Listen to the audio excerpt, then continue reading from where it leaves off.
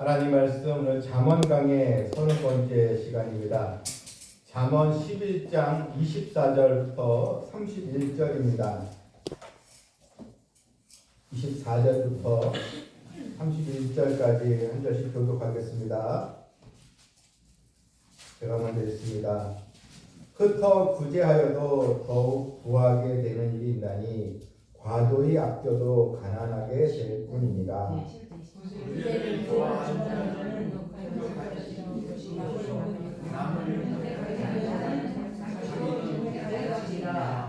곡식을 내놓지 아니하는 자는 백성에게 저주를 받을 것이나 파는 자는 그의 머리에 복이 임하리라. 선을 간절히 구하는 자는 음성을 얻으리라. 악을 도모하는 자에게 악이 임하리라. 자기의 재물을 의지하는 자는 패망하려니와 의인은 푸른 잎사귀 같아서 번성하리라.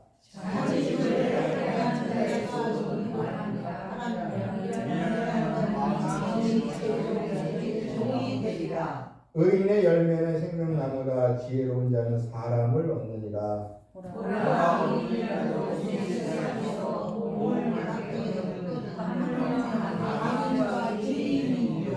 아멘. 오늘 잠언 말씀은 의인의 삶, 즉 하나님의 은총을 입는 의인의 삶은 어떤 것인가 그걸 이제 보여줍니다. 쉽게 얘기하면 우리가 다 이 축복을 다 바라는데 하나님 주시는 복을 누가 누리게 되는가? 그걸 이제 오늘 본문에 이야기해주고 있습니다. 본문 그 1절 24절부터 먼저 보게 되면 베풀고 나누어 주는 자가 복이 있다 이렇게 나와 있습니다. 이 성경에서 말하는 부자의 개념은 많이 가진 자가 아닙니다. 세상은 많이 가진 자가 이제 부자라 보지만 성경은 얼마나 많이 나눠주고 베풀어 주는가, 많이 베푸는 자가 부자다. 왜냐하면 하나님은 그 사람에게 또 맡기기 때문이죠. 왜냐하면 이 재물 하나님의 소유인데 우리는 그 재물을 관리할 청지기의 사명이 있는데 하나님께서 보시기에 너는 재물을 잘 관리하는구나 그러면 그것을 더 맡기게 되는 것입니다.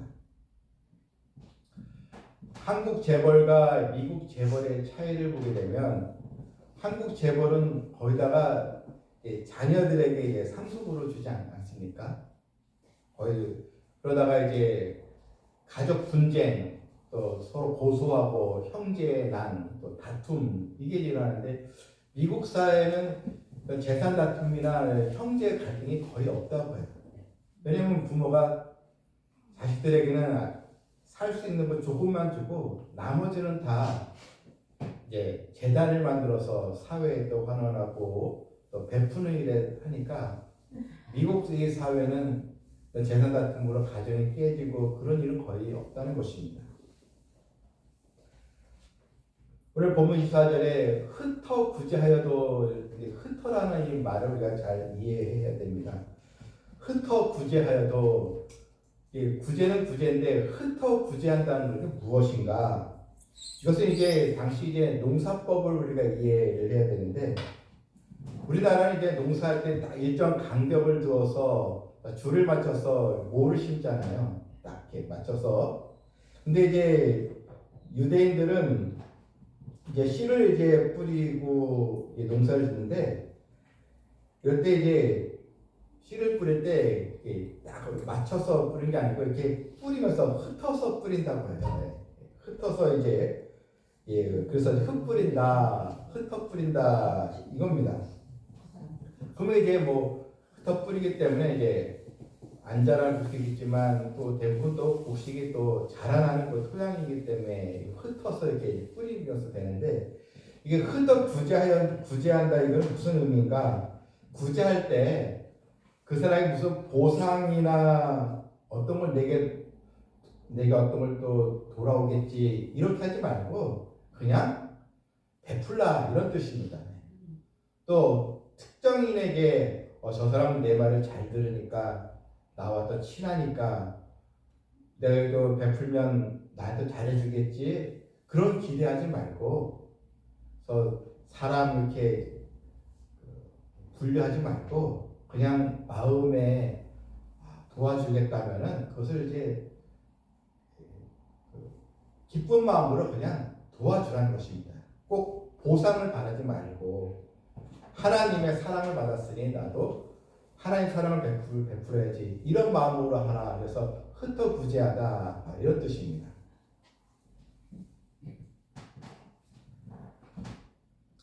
간혹 보면 무슨 뭐 우리 교회에 나도 총회에 이렇게 수해가 나거나 어려운 이유 있으면 이웃돕기 하잖아요. 근데 이웃돕기를 하게 될 때 그 사람 대상이 나 누군지 모르잖아요. 그렇죠? 내가 아는 사람이면 도와주는데 내가 도와주는 사람이 대상이 불분명하잖아. 그런데 다 같이 교회에서 동참합시다. 또 교회에서 또 어려운 이웃 도웁시다. 그럴 때 우리가 같이 동참하는 게 이제 흩어구제하다 이렇게 이제 되는 것입니다. 나와 이렇게 무슨 관계가 없어도 하나님께 기뻐하시려면 도와주는 것. 우리 교회도 가끔 이제 시찰에서 어려운 교회가 있으면 도웁시다게 나와요. 그러면 저희 교회도 항상 참여를 합니다. 그래서 어느 그 교회 자녀가 수술을 하는데 이제 가난한 또 교회 또 개척교회면 같이 이렇게 돕자에 나오면 저희 교회도 참여를 합니다.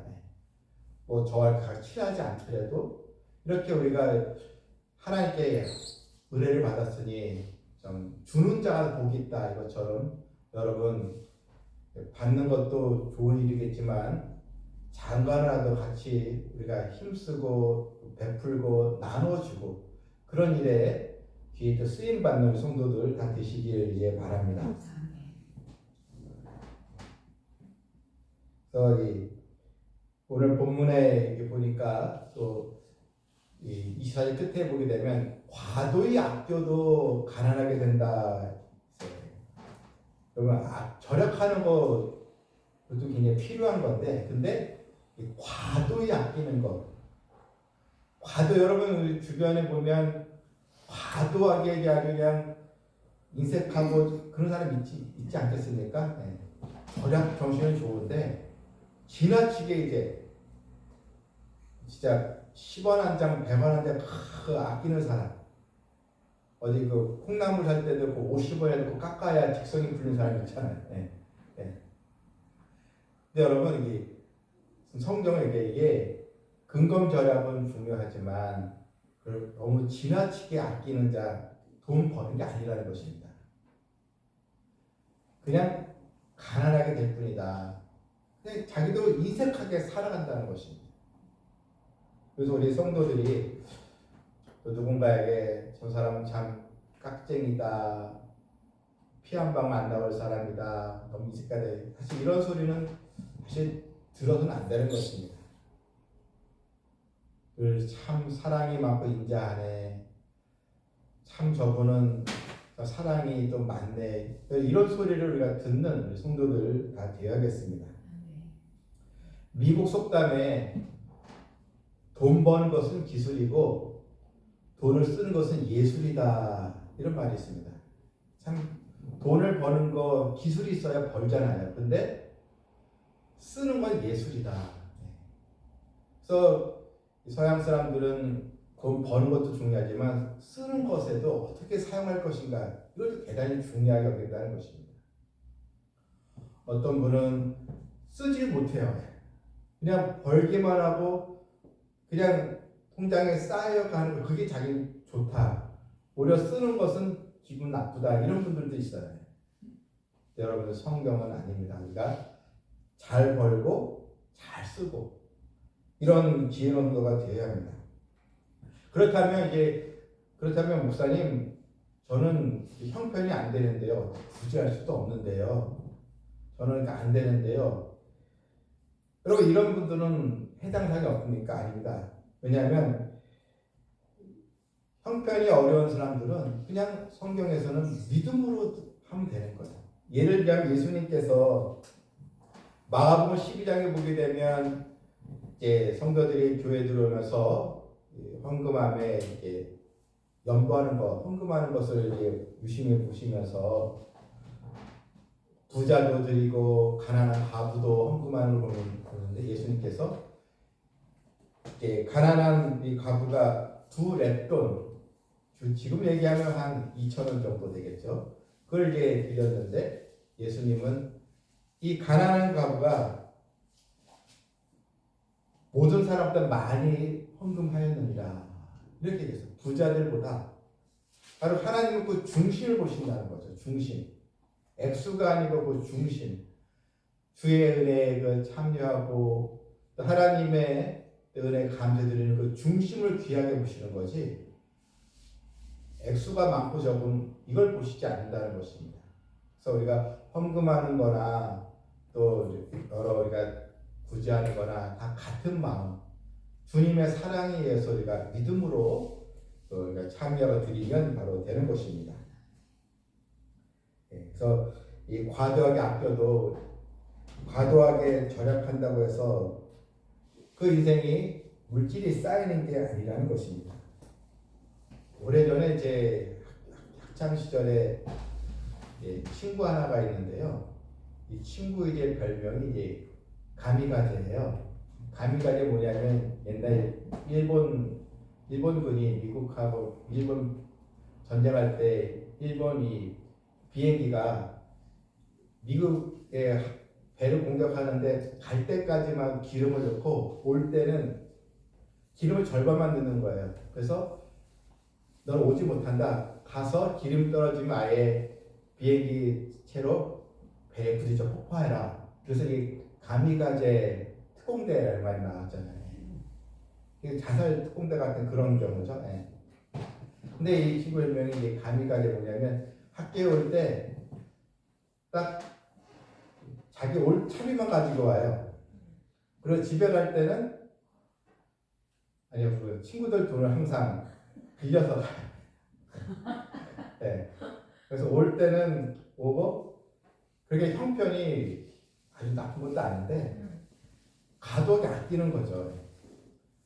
학교 올 때는 딱 자기 올 때만 오고 집에 갈 때는 같이 그 친구들에서 그걸 빌려서 항상 가고 갚지도 않아요. 그래서 항상 보면 밥도 얻어먹고 자판기 커피도 늘 100원짜리도 항상 얻어먹고 항상 그러고 이제 가요. 그래서 별명이 쟤는 가미가제다. 올 때만 가지고 갈 때는 더 준비 없이 이제 집에 간다는 얘기죠. 그런 일이 이제 있었는데요. 여러분 우리가 살아가면서 뭐 하나님 앞에 우리가 또 드리고 또 우리가 좋은 일에 또 사용하고 때 받은 은혜에 또 사랑을 베풀지 이런 감사해서 드릴 성도 되시길 바랍니다.